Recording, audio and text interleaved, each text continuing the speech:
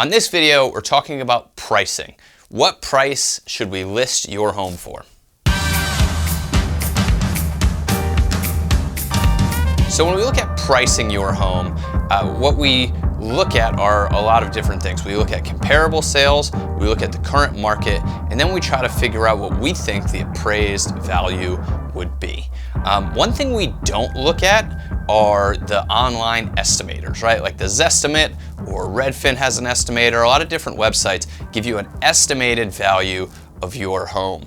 The problem with those is that they're just pulling data and trying to guess at what your home may be worth. They've never seen the inside of your home, and they haven't seen the inside of other homes that have sold near yours. And so those are exactly what they sound like. They're just an estimate. When we price your home, we want to use better data to come up with our list price. So the first thing we're going to look at are comparable sales. These are properties that have sold on the market, they've already closed, and we can see what they sold for. Now, what we want to look at is how many square feet they were, how large they were compared to your house, how many bedrooms and bathrooms did they have compared to your home.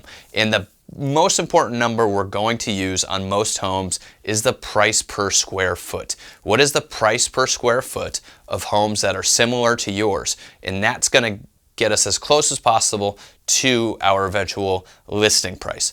But there are a lot of things we want to take into consideration. Your home may have upgrades or the sales may have upgrades, and we have to try to figure out where your house falls in the market there to figure out where to price your home.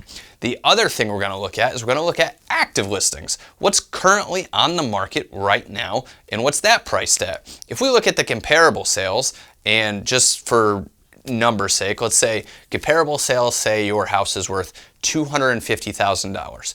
But we see that every other house on the market is listed for $280,000, right? All the other houses may be priced too high that are actively on the market. Maybe that tells us we can maybe try to get a little bit more than the comparable sales are saying. The opposite is also true. The comparable sales may show us that we have houses that sold for more, but right now we have a lot of low price listings on the market. We have to compete with what's on the market. And so we want to take a look at those and see where our house falls in line with those.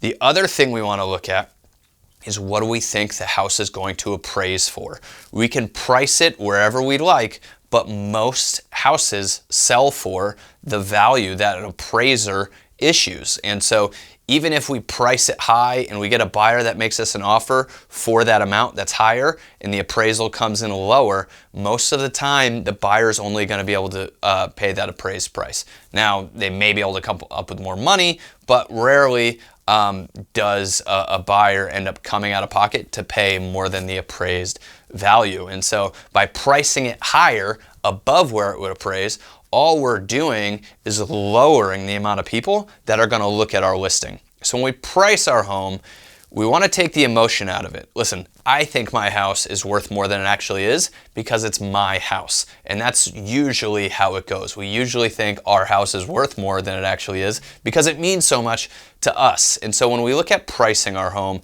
we want to take a step back from that and say, what does the market think my home is worth? Because ultimately, that's what we're going to get for your home. We're going to get what the market is willing to pay. Now, it's our job to help you make that amount higher and make it the most you can, but we don't want to overprice it, because if we overprice it, we stay on the market for too long. And if we stay on the market for too long, people stop looking at our listing. And then if people stop looking at our listing, obviously it's harder to get those good offers. So when we talk about pricing, we're looking for a sweet spot. We're looking for the maximum price, the highest price, where we can get the most amount of exposure and the most amount of showings and sell on the best terms. Because if we price too high, then we don't have any leverage when it comes to negotiating. So people will pull us down a price, they'll try to get more closing costs, and they'll try to get better terms out of us, right? Where if we find that sweet spot, we can usually get a great price with great terms in a short amount of time. So that pricing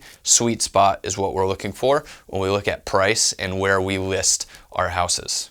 So again, if you have any questions on this, if you have any questions about the comparable sales in your neighborhood, one good thing to do is to go look at some of the active listings that are in your area. Go see what the competition looks like. You're going to see how clean they are, whether or not they have upgrades, whether or not the bathroom's redone, how big the backyard is, right? It's not a bad thing to scope out the competition if you feel like you're having trouble on figuring out a price to list your house at. So if you have any questions, give me a call. But that was pricing your listing. We'll see you on the next video.